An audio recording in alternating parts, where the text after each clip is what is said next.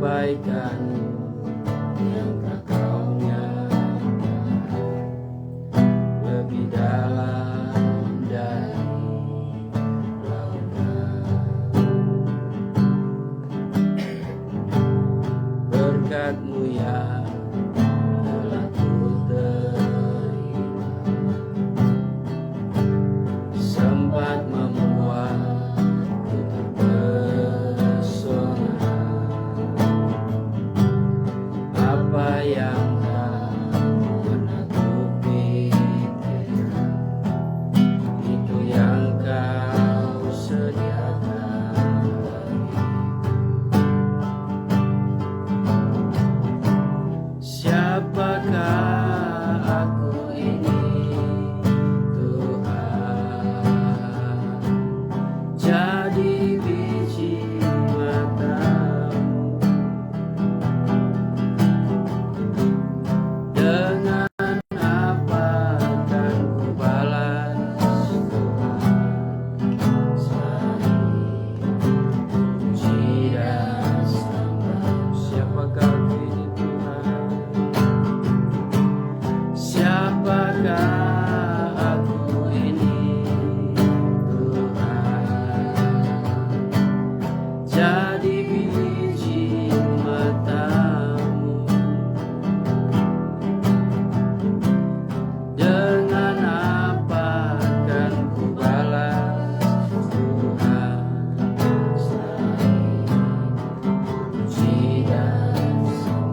selain puji dan sembah Kau, selain puji dan sembah.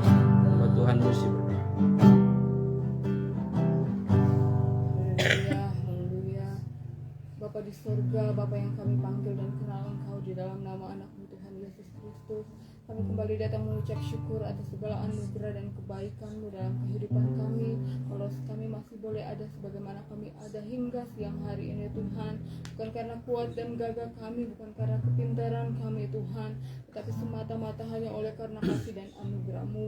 Dan pada saat ini seberapa kami hamba-hamba-Mu dan anak-anak-Mu boleh terkumpul di tempat ini, satu kerinduan kami rindu untuk bersekutu dengan Engkau. Kami rindu untuk menikmati hadirat-Mu, Tuhan, yang lebih dalam lagi, karena kami tahu di dalam persekutuan dengan Engkau tidak ada yang menjadi sia-sia. Kami akan memperoleh kekuatan baru, kami akan memperoleh penghiburan melalui kebenaran firman-Mu. Oleh sebab itu Tuhan, berfirmanlah melalui hamba-Mu, urapi hamba-Mu yang akan menyampaikan isi hati-Mu, dan biarlah setiap firman yang keluar dari bibir mulut hamba-Mu akan menjadi kekuatan baru dalam kehidupan kami. Kami mengerti rencana-Mu dan kami boleh hidup melakukan setiap kehendak-Mu dalam hidup kami, Bapa.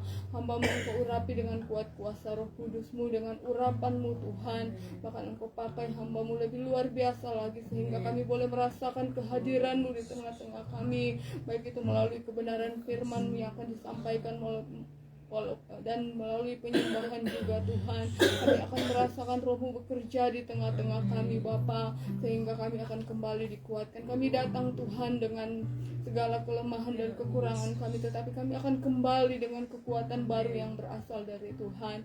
Terima kasih banyak, Bapa di sorga. Kami tahu di saat kami akan bersekutu dengan Engkau, ada satu oknum kuasa kegelapan yang tidak senang melihat kami, akan mengganggu, mengintimidasi kami, membuat kami tidak fokus, Tuhan, kepada-Mu. Tetapi saat ini seberapa kami yang ada, kami panggil nama-Mu yang penuh kuasa. Kami tolak setiap siasat kuasa kegelapan itu hanya di dalam nama Tuhan Yesus Kristus. Engkau keluar arah Tuhan Yesus yang berkuasa. Terima kasih banyak, Bapa di surga. Kami percaya Engkau hadir di tengah-tengah kami dan memberkati kami semua yang hadir pada saat ini. Terpujilah nama-Mu. Ini yang menjadi doa kami. Kami akan buka ibadah kami pada saat sore hari ini dalam nama Tuhan Yesus Kristus. Haleluya. Amin. Baik. Tuhan, shalom, selamat sore. Mari saudaraku yang dikasihi Tuhan, kita sama-sama belajar firman Tuhan yang saya ambil di dalam kitab Kidung Agung, pasal yang pertama, ayat yang kedua. Kidung Agung pasal yang pertama, ayat yang kedua.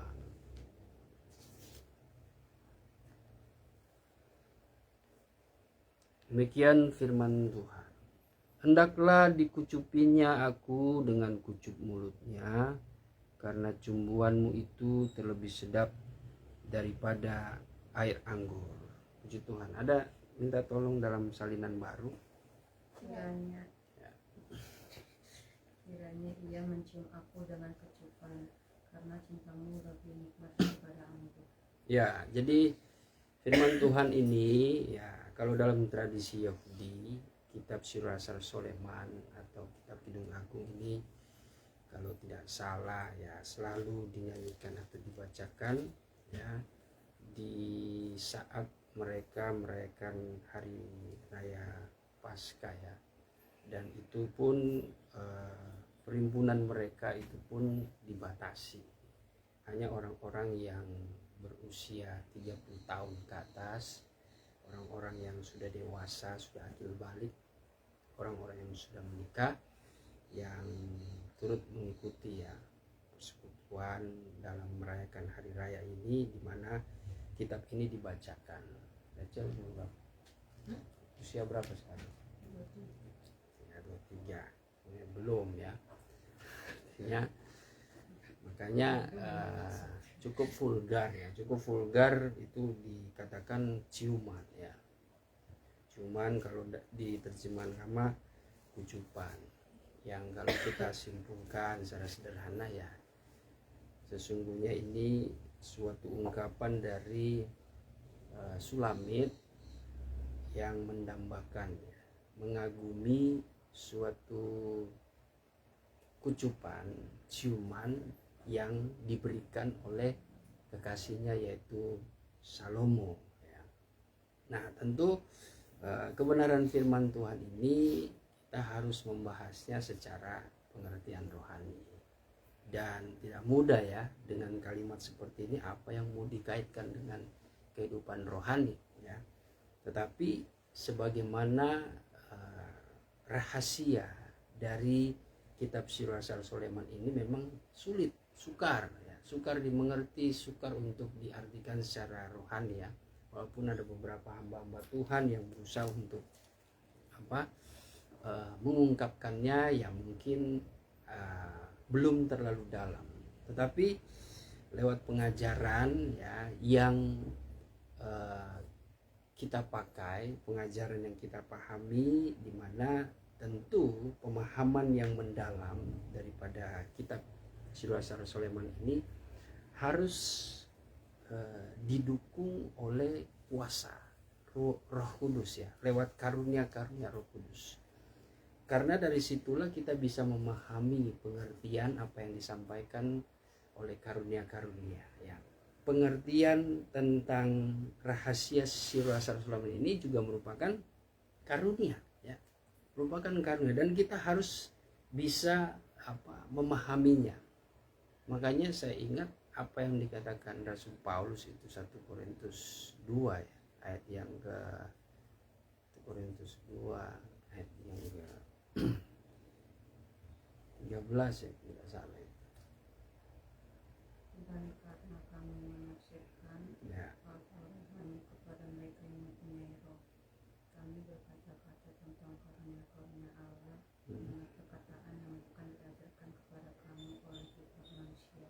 Ya, jadi ya terus Oleh roh. ya, jadi kesimpulannya kalau saya mau kaitkan dengan kitab Sirasar Soleman ini, saya ya sebagai seorang hamba Tuhan tentu mengajarkan perihal rohani terhadap ya terkhusus untuk orang yang mempunyai roh.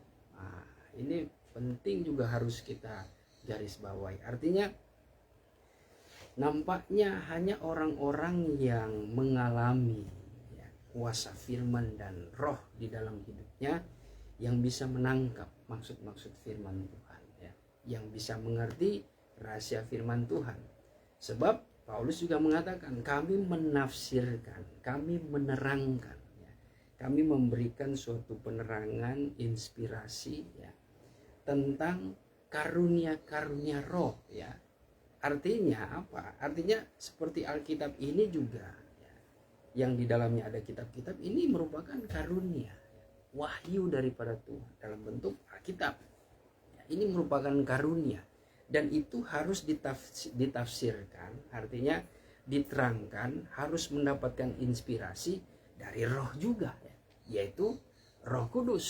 Walaupun ironinya ya banyak juga penyesatan terjadi, pemahaman yang salah, karena yang mereka andalkan untuk memahami rahasia ya pemberian karunia-karunia Allah ini, tentang perkataan Allah ini, mereka mengandalkan dengan logika mereka, dengan roh manusia mereka, apalagi ada roh iblis ya. Makanya kita tahu banyak juga sekarang ini, zaman sekarang, hamba-hamba Tuhan ya, yang tidak tidak bersandar kepada kuasa roh, akhirnya mereka menafsirkan salah ya. Mereka memanfaatkan firman Tuhan untuk kepentingan tertentu, bahkan ada yang memutar balikan karena mereka nggak mampu, mereka nggak mengerti, mereka coba putar balikan. Itu kan ada yang diingatkan di suratan Petrus ya. Banyak suatu tulisan-tulisan Paulus juga ya, tulisan-tulisan firman Tuhan, kitab-kitab nubuatan yang tidak mereka mengerti, akhirnya mereka putar balik ya. Mereka artikan dengan salah. Nah, begitu juga dalam hal tentang ayat pokok kita. Percobaan di sini sebenarnya singkatnya saja. Singkatnya ini kalau kita pahami secara rohani, artinya hubungan yang istimewa. Kita bisa artikan ya secara sederhana, ciuman yang terjadi antara sepasang kekasih itu, sebuah ciuman itu artinya bisa terjadi karena ada suatu ungkapan perasaan ya, yang istimewa ya, yang secara khusus yang diungkapkan bukan dengan kata-kata tetapi dengan suatu ciuman ya, ada tindakan. Jadi bisa dikatakan ciuman adalah tanda kasih yang istimewa. Nah, bagaimana kita memahami secara rohani ya, artinya kalau kita betul-betul mau mengalami keintiman dengan Tuhan, sebenarnya rahasianya ketika kita beribadah, ketika kita bersekutu dengan Tuhan lewat firman dan roh ya, dalam penyembahan, lalu muncullah karunia-karunia, itu tanda kita sedang intim dengan Tuhan, ada suatu karunia-karunia roh. Namun perlu kita pahami bahwa ini kan terjadi hanya teruntuk kepada orang yang dewasa. Artinya kembali lagi, orang yang dewasa itu adalah orang yang sudah akil balik, orang yang bertumbuh sempurna, bertumbuh dewasa di dalam iman Kristus ya. Mereka yang disebut dewasa adalah mereka yang standarnya imannya itu dikatakan sudah lahir baru dari air dan roh. Nah, itu penting ya. Tanda mereka dewasa, mereka sudah dipenuhi dengan roh dan memiliki karunia roh ya. Karena dengan adanya karunia roh itu kita bisa memahami ya, bagaimana kita dapat menyatakan kasih yang sempurna kepada Allah. Itulah kenapa kita sebagai gereja Tuhan penting sekali kalau mau menunjukkan kasih yang sempurna. Memang secara manusia kita tidak mampu, tetapi jikalau kita memiliki kuasa roh ya, kuasa firman, disitulah kita membuktikan bahwa kita betul-betul akan mencapai kepada iman yang sempurna. Iman yang sempurna artinya membuat kehidupan kita ini memahami ungkapan-ungkapan Tuhan, memahami rahasia kebenaran, perkataan-perkataan Allah ya. Sehingga kalau dikatakan Paulus dalam Efesus 4 ayat 13 dan 14, yang disebut dewasa itu adalah mereka yang tidak mudah diombang-ambingkan dengan perkataan-perkataan firman Tuhan yang menyesatkan. Nah, itu poinnya, itu coba kita baca ayat 13 dan 14. Sampai kita semua telah mencapai kesatuan iman Ya. dan pengetahuan yang benar tentang anak Nah, Allah. kesatuan iman ya, artinya keteguhan iman yang berdiri ya, yang sepakat dengan kehendak Tuhan. Lalu dikatakan? Sampai kita semua telah mencapai kesatuan iman dan pengetahuan yang benar. Pengetahuan yang benar ya. Tentang anak Allah. Tentang siapa itu anak Allah, siapa itu Kristus ya, rahasia tentang Kristus, terus Kedewasaan penuh Ya, kedewasaan penuh. dan tingkat pertumbuhan yang sesuai dengan pertumbuhan Kristus. Ya, tingkat pertumbuhan iman kita yang sesuai ya dengan kehendak Tuhan. Lalu Sehingga kita bukan lagi anak-anak diombang-ambingkan oleh rupa-rupa angin pengajaran, oleh permainan palsu manusia dalam kelicikan mereka yang menyesatkan. ya, jadi itu saudara ya. Ciri-ciri orang dewasa itu, mereka itu sudah lahir baru daripada air dan roh. Ya, sebenarnya ada apa? Jiwa mau datang nih harusnya mau, karena besok dia mau baptis. Tapi dia belum hadir atau tidak hadir. Ya, artinya penting ya. Kita harus betul-betul kalau mau mengalami ya, mengalami hubungan intim, mengalami kecupan tanda kutip, mengalami suatu ciuman tanda kutip ya, hubungan yang mesra dengan kekasih jiwa kita yaitu Tuhan ya, kita harus punya standar ya. Kita harus punya ciri-cirinya dulu, yaitu kita sudah akil balik, kita sudah dewasa. Kalau masih kanak-kanak, wah itu sulit untuk menyatakan cinta. Karena orang yang dewasa itu adalah orang yang memahami kebenaran ungkapan ya tentang isi hati Tuhan. Kalau masih kanak-kanak belum ya. Dia belum ada pendirian, dia masih muda diombang-ambingkan. Ketahanan ya akan pemahaman ya, keteguhan iman orang yang dewasa itu ya, mereka bukan saja percaya ya, tetapi mereka siap menderita. Sekalipun bukan saja di saat di zona nyaman saja dia percaya ya, bukan di saat dia menerima berkat Tuhan. Permintaannya, tuntutannya terhadap Tuhan itu bukan sekedar apa yang buat dia senang ya, tapi dia percaya bahwa selain daripada berkat, mujizat dan sebagainya, yang paling dia inginkan adalah keintiman dia dengan Tuhan. Sehingga apapun yang terjadi, sekalipun di saat-saat ya, di situasi yang tidak menyenangkan bagi dia ya, asalkan dia merasa bahwa hidupnya itu dekat dengan Tuhan, artinya dia selalu bersekutu dengan Tuhan lewat firman dan roh ya, penyembahannya kepada Tuhan, bergaul karib dengan Tuhan, itu tidak masalah ya. Itu tidak masalah. Dia bukan tidak masalah, mungkin jadi masalah ya, mungkin jadi masalah, seringkali mengganggu, mengintimidasi kita.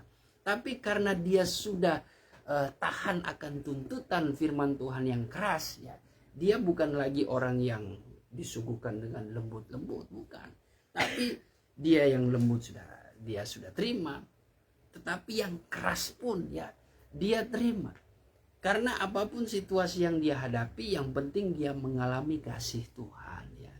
Dia tetap merasakan keintiman dengan Tuhan ya, yang sebenarnya kalau rahasia tentang ayat ini ya, bagaimana situasi kehidupan kita ketika kita suka menyembah ya dengan Tuhan, baik secara pribadi maupun lewat persekutuan, itu adalah jalan, itu adalah solusi untuk kita tetap bertahan di situasi sulit sekalipun ya. Biasanya kalau orang yang betul-betul memiliki anugerah roh ya, ketika dia menghadapi masa-masa sukar, pergumulan yang berat, pasti yang dia cari adalah suasana penyembahan, entah secara pribadi dalam doa dan penyembahannya maupun secara persekutuan. Dia senang sekali persekutuan yang intim, apalagi ada suara Tuhan. Wah, itu tanda betul-betul mereka akan mengalami seperti bercumbuan ya. Percumbuan antara kekasih hati kita ya, Tuhan dengan ya gerejanya. Itu kan gambaran Sulamit dengan Salomo. Dan seperti yang diinginkan Sulamit mendambakan suatu cumbuan dari kekasihnya, begitu juga kita ya, sebagai Sulamit, sebagai gereja Tuhan, di mana kita mungkin menghadapi masa sukar, kita rindu sekali jamahan Tuhan, kita rindu sekali pelukan daripada Tuhan, kita rindu sekali lawatan daripada Tuhan, kita rindu sekali mendengar kata-kata yang romantis daripada Tuhan lewat firman Tuhan. Cuma itu yang menguatkan kita walaupun situasi tidak menyenangkan ya. Nah, makanya penting sekali kita kalau mau mengalami itu, memang kita harus lahir baru daripada air dan roh ya. Itu yang menjembatani kita yang membuat kita betul-betul mengalami kedewasaan dan mengerti, memahami keintiman dengan Tuhan itu seperti apa ya. Terutama ya tingkat iman, kedewasaan rohani penting sekali di dalam hal kita memahami apa yang dikehendaki Tuhan. Karena orang-orang yang masih belum siap ya untuk menerima tuntutan firman Tuhan yang keras ya, artinya belum bisa menerima makanan yang keras, dia dikatakan masih anak kecil. Itu kan ditulis oleh Paulus itu Ibrani 5 ya ayat 12 coba sampai 14. Ibrani 5 ayat 12 sampai 14.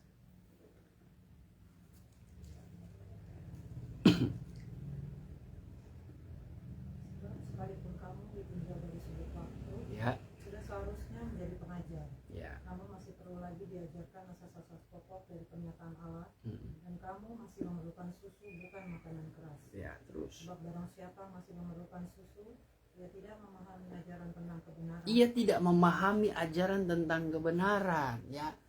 Artinya dia belum mengerti kebenaran yang lebih luas lagi, yang membuat kita mencapai kepada kebenaran yang sempurna, kebenaran yang utuh, kebenaran yang lengkap, pengetahuan yang lengkap ya, bahasa Paulus itu harus kita mengalami kuasa Roh Kudus. Karena kan Roh Kudus yang mengatakan dia yang akan memimpin kamu dari kebenaran datang kepada kebenaran. Dia akan membawa kamu kepada kebenaran yang lebih luas lagi ya. Nah itu artinya kan Roh Kudus itu adalah Roh Tuhan sendiri ya, yang membuat kita memahami apa yang terdapat di dalam diri Allah itu hanya Roh Tuhan ya kan. Coba 1 Korintus 2, kita keep dulu tadi yang di Ibrani, kita ke 1 Korintus 2 dulu ayat yang ke berapa itu ya, ayat 12 kayaknya. Kita tidak menerima roh dunia, Ya. tetapi roh yang berasal dari Allah. Kita tidak menerima roh dari dunia, tetapi kita menerima roh yang dari Allah ya. Ini disampaikan Paulus kepada gereja Tuhan, dan ini disampaikan kepada kita semua. Ingat, kita tidak menerima roh dari dunia, artinya apa yang diinginkan dunia ya, apa yang diinginkan roh dunia, tentu itulah yang ada di dalam dunia ini. Jadi kita bisa pahami nih, kalau segala sesuatu dalam dunia ini kita kejar, kita buru, kita begitu menginginkannya, jangan-jangan itu roh dunia ya. Jangan-jangan kita sedang dipenuhi ya, diintimidasi, dipengaruhi oleh roh dunia. Hati-hati. Tapi ditegaskan Paulus bahwa kita ini justru diisi ya, dipenuhi dengan roh Tuhan. Nah, terus supaya kita tahu apa yang dikarenakan Allah kepada kita. ya, terus 13, dan karena kami menafsirkan hal-hal rohani kepada mereka. oh ayat, coba kita baca mundur lagi ayat yang ke 11. Siapa gerangan di antara manusia yang tahu? Ya, jadi dalam diri manusia ini ya, itu nggak ada orang lain yang tahu selain roh dalam manusia itu sendiri ya. Seperti saya ya, saya tahu apa yang saya rasakan, apalagi menyangkut isi hati, itu cuma saya yang mengerti, cuma saya yang paling tahu ya, yang mengenal hati saya ya. Sekalipun ya ada orang yang paling dekat, sahabat, orang tua, pacar, terkadang ada kedalaman hati, lubuk hati yang paling dalam, cuma saya yang tahu ya. Tapi luar biasanya kalau orang yang hidup dekat dengan Tuhan, Tuhan lebih tahu. Makanya ada lagu bahwa hanya Tuhan yang paling mengerti apa yang ada di dalam hatiku. Karena rohnya itu masuk dalam hati dia, ya, hati kita. Dan roh itu yang menyelidiki. Itu masuk akal, saudara. Tetapi kalau manusia lain terkadang hanya melihat dari gestur kita, dari ekspresi kita, dia lagi sedih. Padahal belum tentu ya. Ada orang kelihatan muka sedih ya setiap hari, tapi sebenarnya dia bersuka cita ya. Ada orang yang mungkin kelihatan muka marah, disangka ini hatinya membatu, jahat. Padahal dia mempunyai hati yang baik ya. Ada orang yang sepertinya kelihatan bersuka cita, padahal hatinya lagi hancur ya, lagi penuh pergumulan. Ada seperti itu ya. Jadi tidak tahu. Tapi kalau berbicara tentang roh Tuhan ya yang masuk ke dalam hati manusia. Ketika Tuhan berbicara, tahu, apalagi dalam penyembahan. Mungkin ada jemaat, satu jemaat yang punya pergumulan, dia kelihatan senang, dia kelihatan biasa-biasa saja ya. Pendeta pun, hamba Tuhan, gembala pun yang mereka tahu bahwa oh dia aman-aman saja hidupnya ya, biasa-biasa saja hidupnya. Tetapi ketika dia menyembah Tuhan ya, Tuhan berbicara kepada dia cuma secara umum, tapi ada suatu perkataan Tuhan yang Tuhan tahu itu jawaban dari satu jemaat. Wah, disitulah dia mungkin langsung menangis ya. Artinya ya disitulah cara Tuhan menunjukkan bahwa Tuhan itu tahu apa yang ada di dalam hati kita. Nah, terus dulu.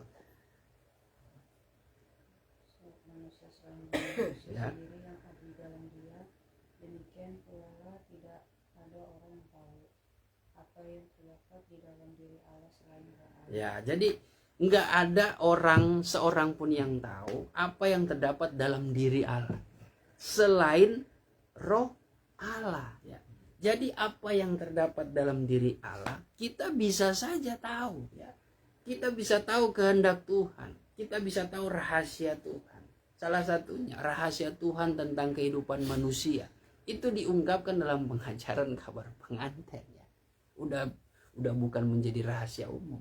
Artinya bagaimana keadaan 10, 20, 50 seabad atau mungkin ribuan tahun dari mulai sekarang itu sudah diungkapkan, dan itu isi hati Tuhan ya.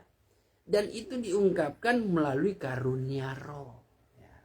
Tuhan bukakan itu. Artinya kita bisa memahami, kita yang sudah menerima kabar pengantin ya, hati-hati. Saya sudah ingatkan juga di akhir khotbah, awas hati-hati ya. Orang yang sudah mengenal kabar pengantin, jangan sekali-kali engkau menyentuh persekutuan yang tidak mengajarkan kabar pengantin. Itu percaya tidak percaya, itu Tuhan tidak suka itu ya. Karena pengaruhnya besar sekali, lingkungannya besar sekali. Saudara mungkin sudah ada di kamar pengantin, sudah mengerti karunia-karunia nubuatan ya, karunia penglihatan dan sebagainya. Tapi ya kita bergaul dengan gereja-gereja lain ya, dengan persekutuan yang di dalamnya tidak mengajarkan kebenaran ya, yang sejati. Wah, itu bahaya ya, itu bahaya. Makanya kalau dalam suatu pengajaran itu penting sekali. Tetapi memang kita harus bergaul dengan mereka, namun kitalah yang harus menjadi pengaruh. Kita yang harus jadi pengaruh, jangan kita yang terpengaruh. Ya, itu bisa membahayakan ya kehidupan rohani kita. Nah, begitu juga dalam hal ini saudaraku yang dikasih Tuhan, orang yang sudah dewasa rohani, dia mengerti apa yang ada di dalam hati Tuhan. Dia tahu apa yang ada di dalam di dalam hati Tuhan, apa yang menjadi isi hati Tuhan dia tahu. Bukan semata-mata dia itu hebat ya, dia bisa mendikte Tuhan, bukan. Tapi karena dia mempunyai hikmat, karunia ya, roh Tuhan itu. Sehingga dia pun punya pemikiran ya, punya pengetahuan, punya pemahaman yang sama seperti Tuhan. Makanya Paulus menuliskan 1 Korintus 2 itu ayat yang ke-16 ya. Di situ dikatakan karena kami memiliki pikiran Kristus. Coba kita baca.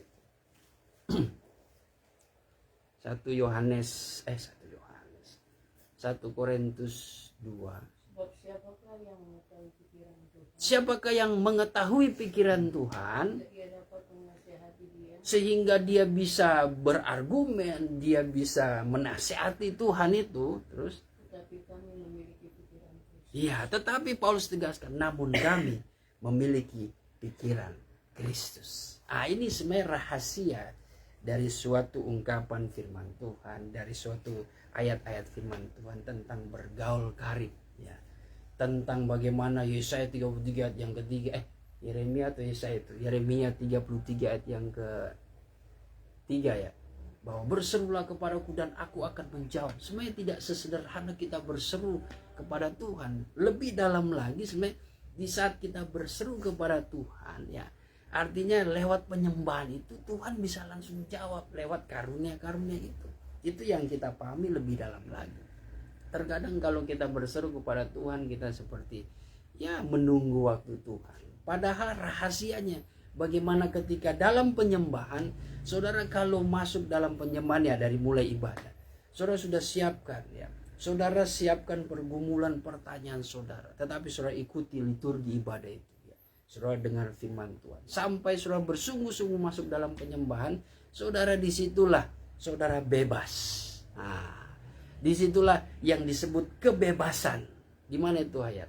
Di dalam Tuhan ada kemerdekaan ya. Tapi salinan lama coba. Saya mau coba bandingkan dengan apa? Salinan literatur apa itu? 2 Korintus 3 ayat 17 ya, tidak salah. Iya.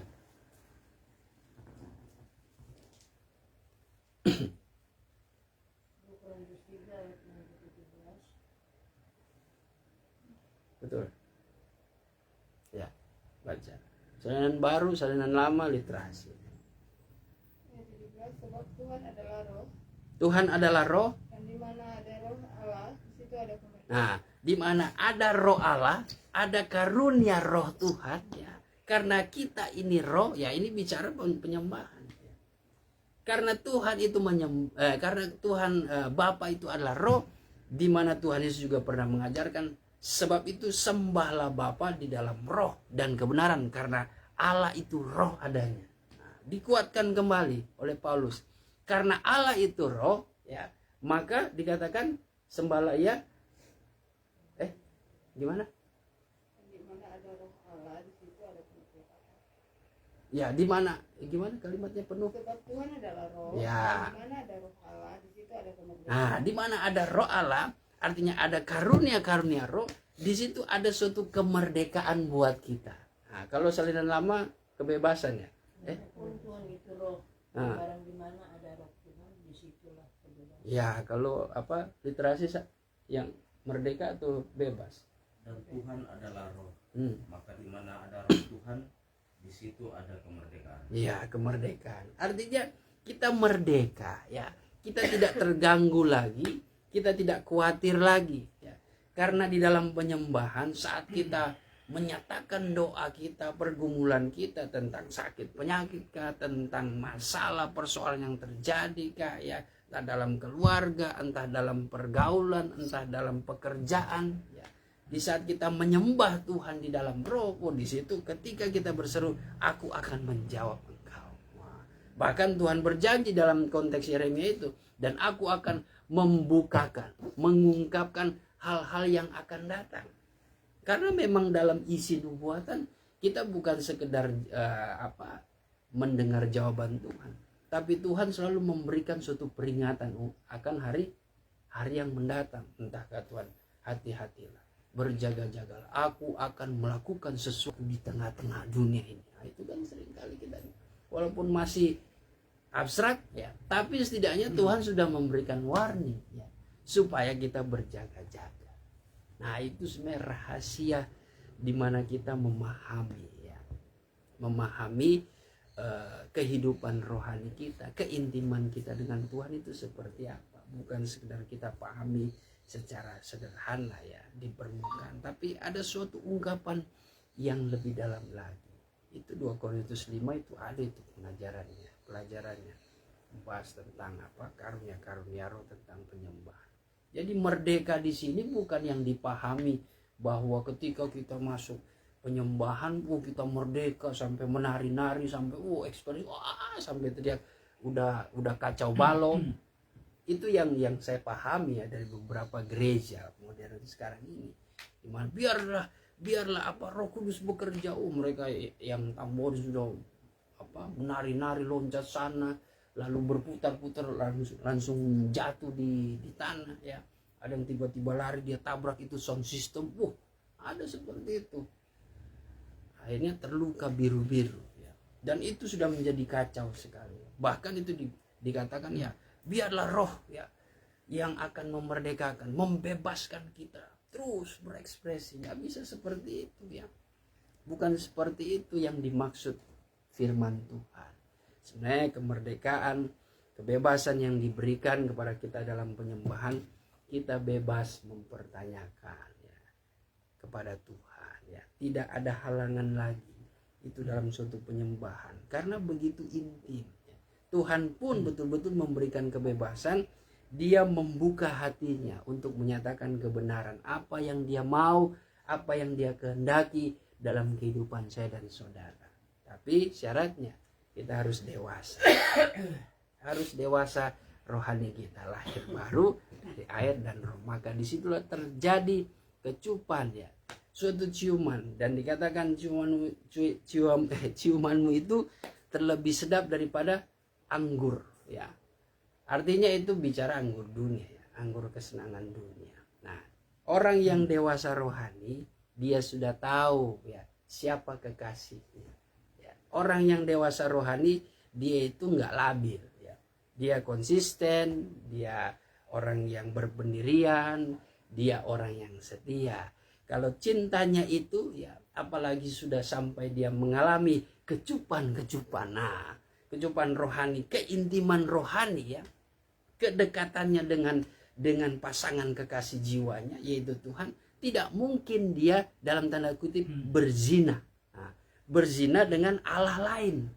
Itu orang yang dewasa. Kalau masih kanak-kanak ya itu ya saudara rasakan saja. Kalau pacar saudara itu childish, nah itu susah diatur ya. Mungkin bisa dikatakan tidak setia, mudah terpengaruh ya. Itu yang terjadi, yang Tuhan tidak mau ya. Itu yang Tuhan tidak mau. Seperti ungkapan Kidung Agung 8 ayat 8. Ini adik perempuan ini belum akil balik. Hendak aku apakan dia ya. Artinya belum bisa untuk masuk dalam jenjang pernikahan, hubungan yang serius maksudnya. Begitu juga yang menentukan saya dan saudara itu sebagai gereja Tuhan yang betul-betul Tuhan percaya. Nah, Tuhan betul-betul memilih saudara ya untuk disiapkan menjadi pengantinnya ya. Artinya Tuhan melihat kedewasaan dulu. Kalau masih kanak-kanak, Tuhan pun tidak mau ya. Saya pun dulu masih pacaran, kalau walaupun tubuhnya seperti dewasa tapi rohaninya masih kanak-kanak, sakit kepala juga ya. Pusing juga kalau batinnya itu masih apa itu ya, childish, masih egois dan sebagainya ya, masih mau menang sendiri, nggak mau ngalah ya, gampang marah dan sebagainya. Artinya sulit juga mereka untuk setia, sulit. Nah, makanya kan tadi di Efesus mengatakan supaya jangan seperti anak-anak yang mudah diombang-ambingkan dengan angin, dengan jenis-jenis angin pengajaran dengan segala tipu dayanya. Ya, dalam kerohanian kita, Tuhan memilih orang atau gereja yang dewasa. Ya. Karena gereja yang dewasa itu memahami pengetahuan, memahami isi hati Tuhan. Terutama mereka yang menghargai dan mau setia terhadap kepercayaan yang Tuhan berikan, yang Tuhan siapkan. Makanya di dalam ayat terakhir itu 1 Petrus 2 ayat 9 dan 10. Nah, itu ungkapan Tuhan buat gereja yang dipersiapkan, yang mau bertumbuh dewasa. Nah, yang disebutkan gereja yang terpilih.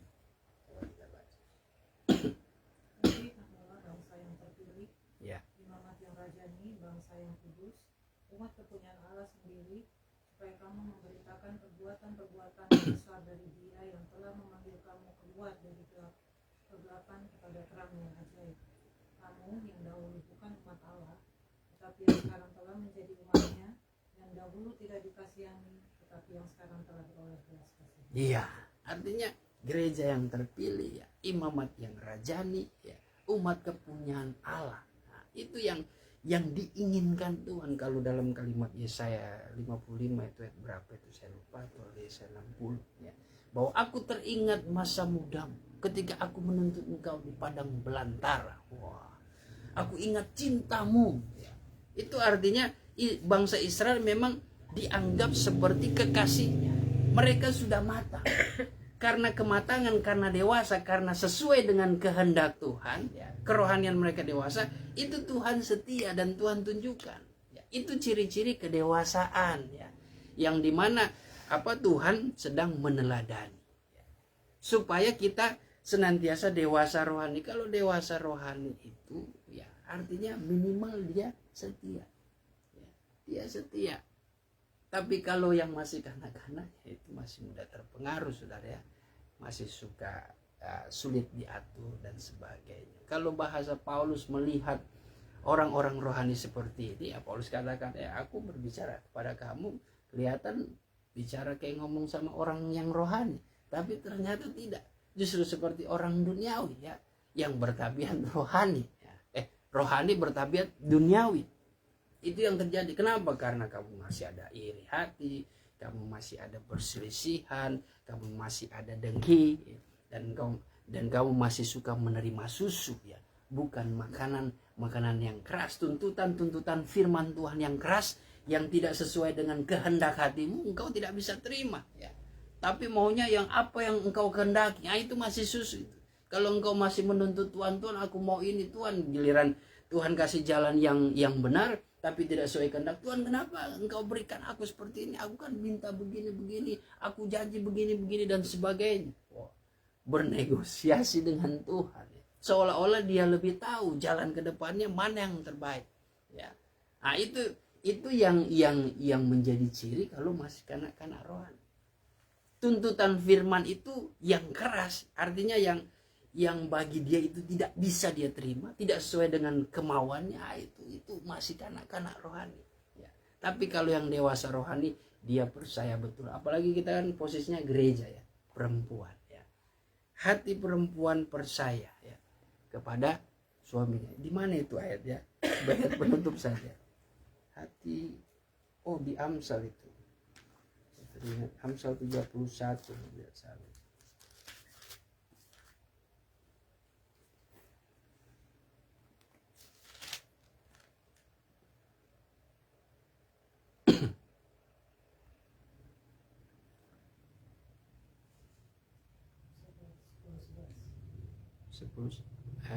Amsal 31 ayat 10 dan 11. Ya, silakan. Istri yang cakap, siapakah yang akan mengatakannya? Dia lebih berharga daripada permata. Ya. Hati suaminya percaya kepadanya. Ya. Suaminya tidak akan kekurangan keuntungan. Ya, artinya Tuhan pun begitu percaya. Yakin betul bahwa kedewasaan rohani ini bicara gereja ya. Saya tidak mau bicara salah telak ya. Tuhan melihat gerejanya ya. Sulamit itu yang konteksnya kalau dalam pasal 31 ini ciri-ciri perempuan yang betul-betul rajin, yang menjadi kebanggaan buat kekasihnya, buat suaminya. Itu gambaran gereja Tuhan yang diinginkan Tuhan ya. Yang diinginkan Tuhan bahwa mereka betul-betul bersungguh-sungguh mencintai Tuhan dengan dia melakukan sesuatu, pekerjaan-pekerjaan Tuhan. Sehingga hati Tuhan pun betul-betul percaya Tuhan akan memuji gerejanya seperti Tuhan memuji Ayub. Ayub ya terlepas dari bagaimanapun ya Tuhan memuji di depan Di depan banyak malaikat dan di depan iblis juga. Sudah lihatkah engkau hambaku Ayub ini? Dia adalah orang yang jujur dan saleh ya. Dia orang yang setia. Itu hati, artinya Tuhan itu senantiasa berkenan dalam kehidupan saya dan saudara sebagai gereja. Tapi gereja yang terpilih, gereja yang dewasa, gereja yang 1 Petrus 2 tadi dikatakan imamat yang rajani ya, umat kepunyaan Tuhan. Artinya mereka itu menyadari bahwa dirinya itu hanya milik Tuhan. Itu ciri-ciri dewasa. Nah, jadi keuntungannya kita yang gereja kita yang memiliki kerohanian dewasa, keuntungannya ketika kita menghadapi masa sukar, menghadapi cobaan, menghadapi situasi sulit di hari-hari ini ya, di masa sukar ini, kita tidak akan khawatir. Kenapa? Karena kita betul-betul mau setia kepada Tuhan. Paulus pun mengatakan, siapakah yang dapat memisahkan kasih Kristus daripadamu? Mau aniaya ke, mau penderitaan, mau kelaparan, mau ketelanjangan, itu tidak masalah ya. Yang penting kasih Kristus. Nah, jadi kita yang dewasa rohani, kita tidak pernah takut menghadapi situasi apapun, menghadapi cobaan apapun, kita tidak gentar karena kita terlalu yakin cintanya Tuhan ya, itu kepada kita itu begitu besar. Dia tidak mungkin melewati ya kehidupan kita sedetik pun. Dia tahu seluk beluk kehidupan kita. Dia sangat tahu isi hati kita, kedalaman hati kita.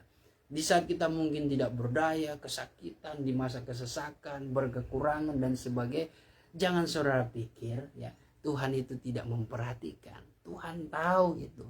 Ada ungkapan bahwa ketika kita berdoa, kenapa Tuhan seringkali tidak menjawab? Lalu ungkapan itu mengatakan, memang di saat ujian guru tidak pernah berbicara. Ya masa di saat ujian murid mau bertanya sama guru, ini jawabannya apa? Nggak boleh, harus jalani aja, jawab saja dulu. Di saat ujian semua hening, kerjain aja. Ya. Kerjain. Kalau murid itu punya pengetahuan, dia bisa mengerjakan. Ya, nanti tinggal guru yang menilai. Begitu juga ujian kehidupan kita. Terkadang kita mengalami ujian yang berat, kita panggil Tuhan. Tuhan bukan tidak mau jawab, jalanin dulu ya. Sesuai dengan keyakinan, sesuai dengan pengetahuan yang ada pada dirimu. Engkau sudah tahu jalan-jalannya lewat firman Tuhan. Makanya baca itu firman Tuhan, baca pengajaran, cintailah doa, hadirat Tuhan dan pengajaran. Artinya itu menjadi kekuatan di diri kita. Menjadi pemahaman ya yang menjadi senjata kita. Itu bahasa Efesus 6. Senjata kita. Jadi bukan kita tidak perlu Tuhan. Terkadang ya kita bisa lewati dengan alat-alat perang yang Tuhan sudah berikan. Tapi kita tidak gunakan. Kita panggil lagi Tuhan. Itu buat apa? Yang Tuhan kasih talenta, karunia-karunia. Itu untuk apa? Itu sama saja ya. Kita melakukan itu sama saja kita melakukan pekerjaan. Menjalani ujian terkadang kita memanggil Tuhan, kok seperti tidak ada jawaban. Sebenarnya sudah ada jawaban lewat pengetahuan yang sudah ada pada diri kita, tapi kita kurang peka karena kita masih kanak-kanak rohani ya. Kita masih sering menyangkal diri kita ya. Kita masih menyangkal bahwa Tuhan itu ada di kita. Kita masih meragukan Tuhan. Tapi kalau kita yang dewasa rohani ya, saya percaya kita bisa mengerti ya. Kita bisa mengetahui jalan-jalan Tuhan. Terlebih bahwa keintiman dengan Tuhan, ciri-ciri orang dewasa, mereka lebih suka bersekutu dengan Tuhan ya, bersekutu seperti ini, bersekutu lewat firman, bersekutu lewat doa ya, di dalam hadirat Tuhan. Itu mereka lebih suka karena di sanalah mereka mengalami suatu kecupan yang manis ya, keintiman dengan Tuhan daripada manisnya anggur dunia. Puji Tuhan. Ku rasakan kasih-Mu Tuhan, ku rasakan kuasa-Mu Tuhan, ku rasakan kasih kuasa Roh Kudus, ku rasakan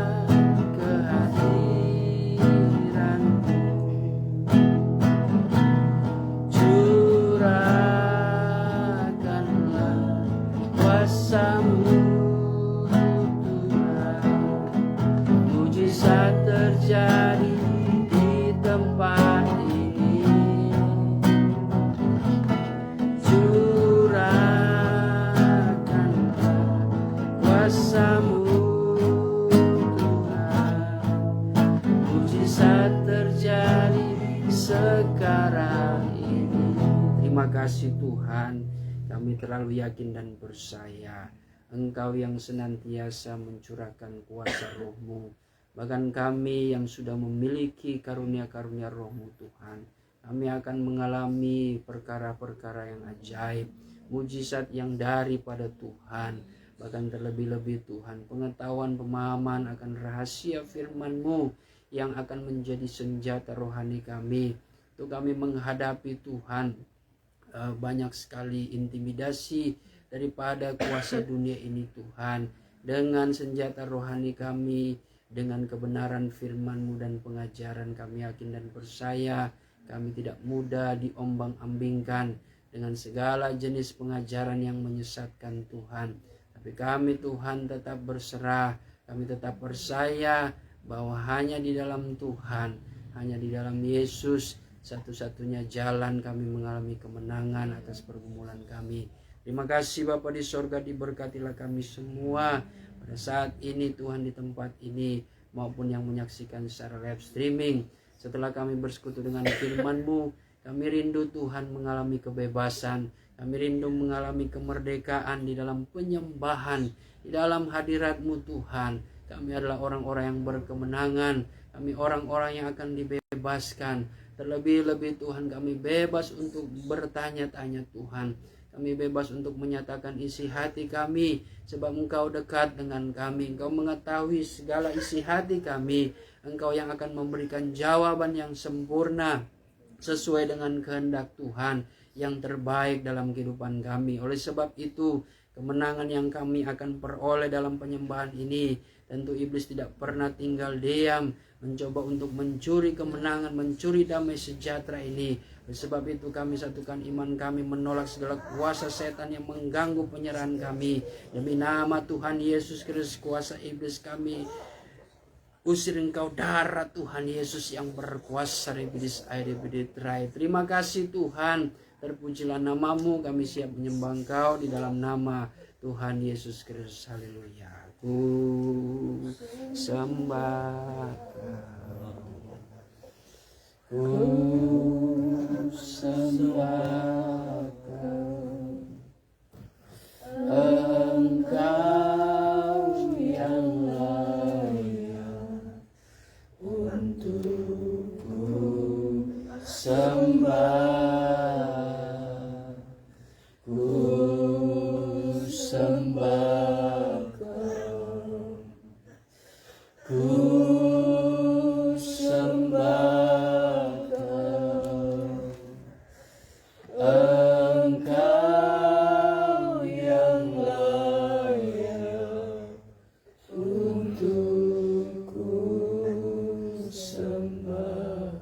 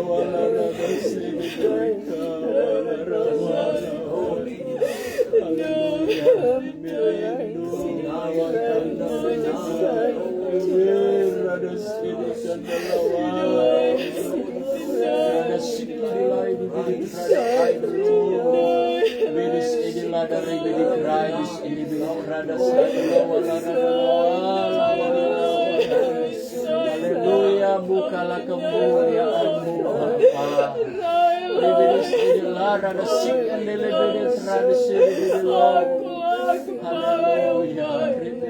Gembala yang baik menyerahkan nyawanya karena segala dosa. Dari air dan nau ke lain air sejahtera dan berbahagialah kamu hamba-hamba dan anak-anak. Karena dari tanah kemuliaan-Ku aku turun di tengah-tengah kamu saat ini. Risai lain di kamu. Aku sedang berjalan-jalan melayani kamu satu-satu dan tidak seorang pun yang aku lewati. Wahai hamba-hamba dan anak-anakku. Oleh sebab itu tetaplah kamu dalam penyerahan kamu.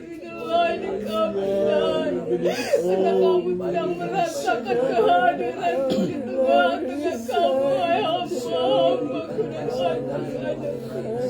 Rina itulah di kamu tonight. Kalau kamu sudah mendengarkan firmanku itu adalah aku sendiri. Aku menyampaikan itu melalui bibir mulut hamba-Ku. Rina itulah di kamu tonight. Aku sangat mengasihi kamu, hai hamba-hambaku dan anak-anakku. Karena kamu adalah kekasih jiwaku. Lady adalah di kamu tonight. Aku mau agar kamu mengerti setiap rencanaku di hari-hari ini. Adalah di kamu tonight. Rahasia firmanku aku sudah bukakan bagi kamu. Aku mau kamu menjadi pelaku firmanku. Rindulah inside di kamu tonight. Aku rindu agar setiap kamu selalu membangun hubungan yang intim dengan aku. Karena aku merindukan itu, wahai hamba-hambaku dan anak-anakku. Di dalamnya kamu akan mendapatkan kekuatan baru. Penghiburan yang aku berikan kepada kamu yang dunia tidak berikan. Renai kamu tenang. Aku tahu setiap doa-doa dan pergumulan kamu. Tidak ada yang tersembunyi di hadapanku, hai hamba-hamba. Renai kamu tenang. Akulah yang menjadi jawaban bagi kamu. Renai kamu tenang. Hamba-hambaku dan anak-anakku. Ketika kamu menghampiri aku dengan sungguh-sungguh, aku melihatnya dan memperhitungkannya bagi kamu. Oleh sebab itu tetaplah kamu setia. Rindailah di kamu. Karena hubungan kamu dengan aku tidak ada yang menjadi sia-sia. Rindailah di kamu. Hamba-hambaku dan anak-anakku. Layanilah pekerjaanku. Karena ada upaya yang menanti kamu. Biarlah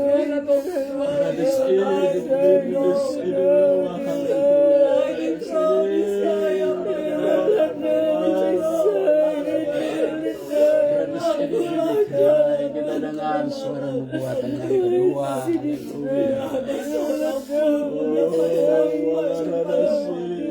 Tanpa melalui aku, kamu dalam penyerahan-Mu, karena aku masih ada bersama-sama. Aku datang hati melayani kamu, karena aku sangat-sangat mengasihi kamu, hai hamba-Ku.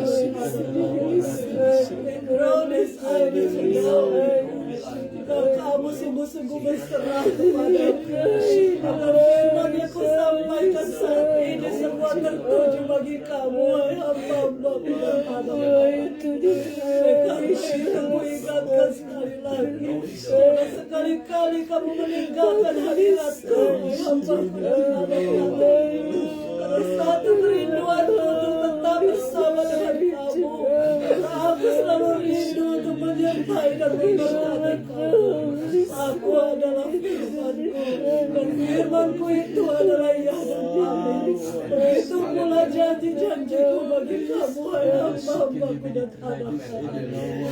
Sampai kamu mau supaya kamu sungguh-sungguh mengerti tentang firman dan kebenaranku, dan simpanlah itu di dalam hati, pikiran dan kehidupanmu. Jika kamu belum mengerti dan ada yang kamu tidak mengerti, bertanyalah kepadaku, hai hamba-hambaku dan anak-anakku.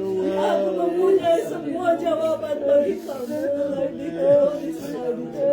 Karena tidak ada satu pun yang tersembunyi bagi aku. Aku bisa melihat Yesus pesan Tuhan dan menyelidiki sampai kedalaman hati.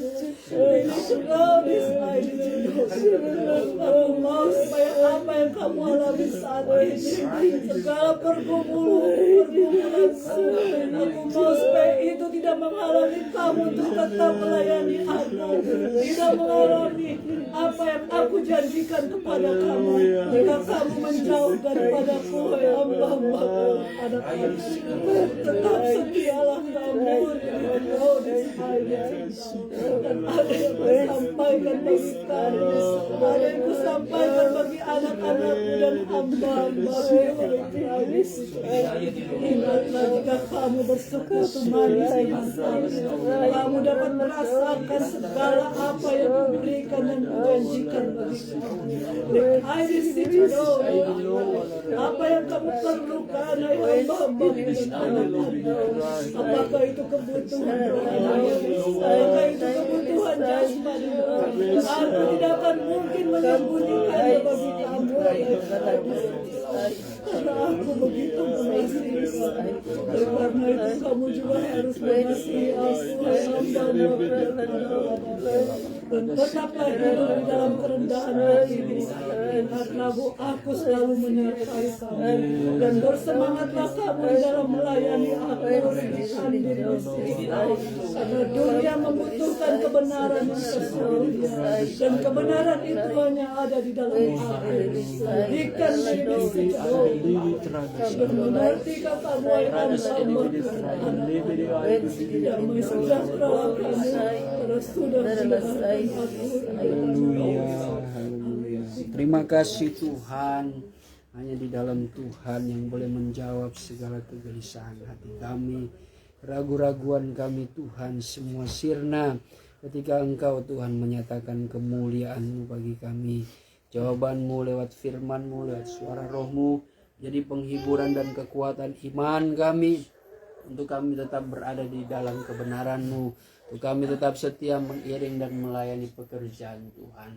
Ampunilah dalam segala salah dan dosa kami Tuhan, yang kami seringkali perbuat, sengaja maupun tidak sengaja, sadar maupun tidak sadar.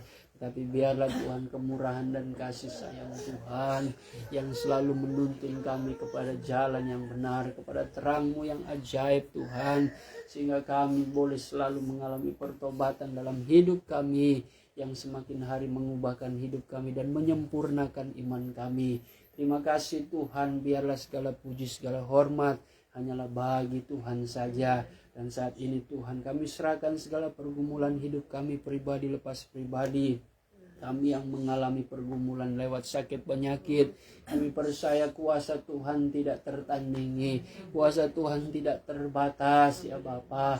Dan biarlah mujizat-Mu Engkau selalu nyatakan dalam kehidupan kami, jemaat-Mu yang selalu mengandalkan Tuhan, yang selalu mencari hadirat Tuhan. Engkau tidak akan pernah membiarkan kami ya Bapa. Dengan kuasa-Mu yang bekerja akan memberikan pemulihan, kesembuhan Tuhan secara sempurna.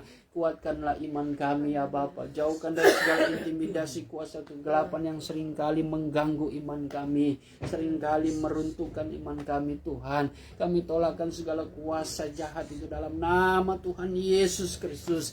Darah Tuhan Yesus yang berkuasa. Biarlah di dalam Tuhan kami selalu mengalami kemenangan atas pergumulan kami. Terlebih buat Ibu Sitepu juga Tuhan, dapat memberikan kemenangan atas pergumulannya yang ia hadapi. Berikan ketenangan jiwanya, berikan kesabaran yang selalu menanti-nantikan cara dan waktu Tuhan. Tuhan tidak pernah gagal, Tuhan tidak pernah meninggalkan kehidupan hamba-Mu ini. Dimanapun dia berada beraktivitas Tuhan, Engkau tetap menjaga, melindungi Tuhan. Segala upaya dia Tuhan untuk senantiasa menjaga kehidupannya, kesehatannya, kami percaya semua ada dalam tuntunan Tuhan. Engkau memelihara kehidupan hamba-Mu ini. Terlebih-lebih juga Tuhan, Engkau memberkati keluarga besarnya. Terima kasih Tuhan. Kami juga berdoa khusus untuk Ibu Kinlan yang sedang mengalami Tuhan ujian yang berat lewat sakit penyakitnya Tuhan. Apapun Tuhan yang diperkatakan oleh dokter, oleh medis Tuhan, kami tetap percaya dan berserah kepada kuasa Tuhan yang mampu melakukan segala perkara. Semuanya Tuhan, Engkau Tuhan bekerja dalam hati Bukitlan. Engkau berkati, berikan damai, sejahtera, sukacita, semangat yang baru. Terlebih kuasa-Mu bekerja Tuhan akan imannya supaya dia boleh menang atas pergumulannya. Dia boleh mengalami kesembuhan ilahi, mujizat yang daripada Tuhan. Tidak ada perkara yang mustahil daripada Tuhan. Selama masa perawatannya Tuhan, Engkau berkati dia, kuatkan fisiknya, jasmaninya maupun rohannya Tuhan. Diberkati juga keluarganya. Terima kasih buat Tante Medi juga, hamba-Mu. Kau berkati dia Tuhan. Cepat atau lambat kami percaya cara dan waktu Tuhan adalah cara yang terbaik. Waktu yang tepat, waktu yang sempurna. Kuatkan imannya, jauhkan dari segala intimidasi, kuasa kegelapan, pikiran negatif apapun Tuhan yang menjatuhkan imannya. Tapi biarlah dia selalu senantiasa berpikir kepada Kristus, perkara yang di atas, yang mampu melakukan segala perkara. Yesus yang sudah bangkit daripada orang mati, mampu melakukan perkara-perkara yang heran Tuhan. Bahkan sakit penyakit apapun Kau dapat memberikan kesembuhan. Terima kasih Bapak, berkatilah Tante Medi, pulihkan keadaannya supaya dia boleh kembali mengiring melayani pekerjaan Tuhan, dan diberkati juga keluarganya Tuhan. Terima kasih Bapa di sorga, kami seluruh jemaat-Mu Tuhan, kami tidak menyebutkan satu persatu namanya, tapi kami percaya Engkau Allah yang mengerti pribadi mereka semua dalam segala pergumulannya Tuhan, dalam segala cobaan yang mereka hadapi.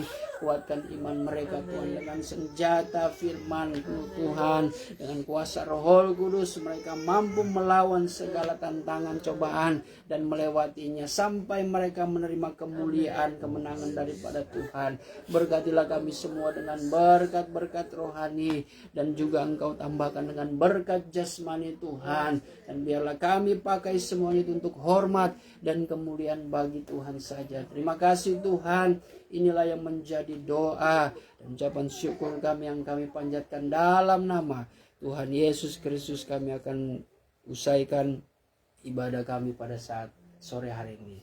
Haleluya. Saudara dan saudariku yang dikasihi Tuhan, terimalah berkat damai sejahtera yang dianugerahkan Allah Bapa di sorga oleh cinta dan kasih sayang anaknya yang tunggal itu Tuhan Yesus Kristus, di dalam persekutuan Allah Roh Kudus yang menyertai kita mulai hari ini sampai Maranatha, Tuhan Yesus datang. Haleluya. Amin.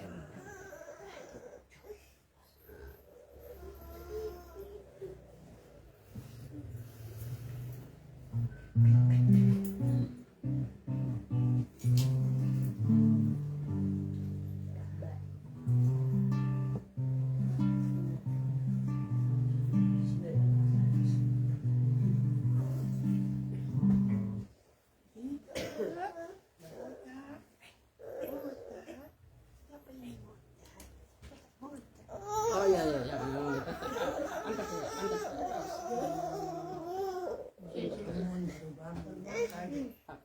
Oh ya, teman. Nah, Harus dijatuh ke belakang.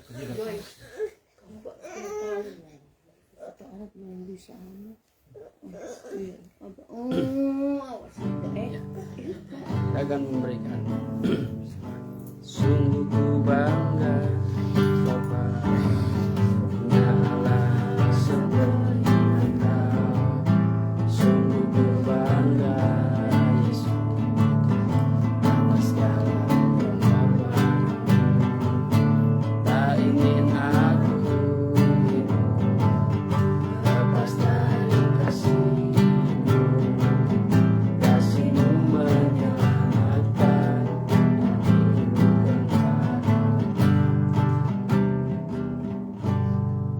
Kita berdoa.